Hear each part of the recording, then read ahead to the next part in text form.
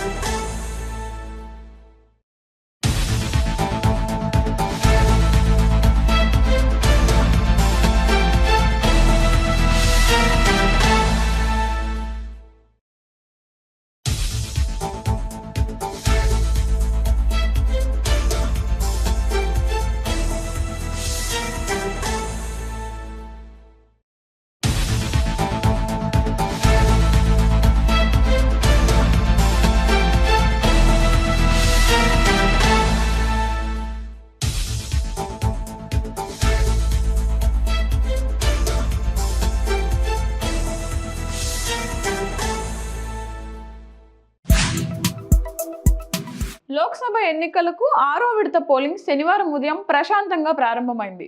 ఉదయం 7 గంటల నుంచి సాయంత్రం 6 గంటల వరకు పోలింగ్ కొనసాగనుంది. దీంతో పెద్ద ఎత్తున ఓటర్లు పోలింగ్ కేంద్రాలకు తరలివచ్చి తమ ఓటు హక్కును వినియోగించుకుంటున్నారు. పలువురు ప్రముఖులు సైతం ఓటేస్తున్నారు. ఇక ఢిల్లీ ముఖ్యమంత్రి అరవింద్ కేజ్రీవాల్ కుటుంబంతో కలిసి రాజధానిలోని పోలింగ్ కేంద్రంలో ఓటేశారు. తన 2 పిల్లలు, భార్య, తండ్రితో కలిసి పోలింగ్ కేంద్రానికి చేరుకున్న కేజ్రీవాల్ అక్కడ తమ అమూల్యమైన ఓటు హక్కును వినియోగించుకున్నారు. ఈ సందర్భంగా ప్రతి ఒక్కరూ బయటకు వచ్చి ఓటింగ్ ప్రక్రియలో పాల్గొనాలని పిలుపునిచ్చారు. దేశంలోని 6 రాష్ట్రాలు, 2 కేంద్రపాలిత ప్రాంతాల్లోని 58 లోక్సభ నియోజకవర్గాల్లో పోలింగ్ జరుగుతుంది. ఈ దశలో మొత్తం 889 మంది అభ్యర్థులు బరిలో నిలిచారు. ఢిల్లీలోని మొత్తం 7 లోక్సభ నియోజకవర్గాలకు నేడు పోలింగ్ జరుగుతోంది. పొత్తులో భాగంగా ఆమ్ ఆద్మీ పార్టీ 4, కాంగ్రెస్ 3 స్థానాల్లో అభ్యర్థులు బరిలో నిలిచారు.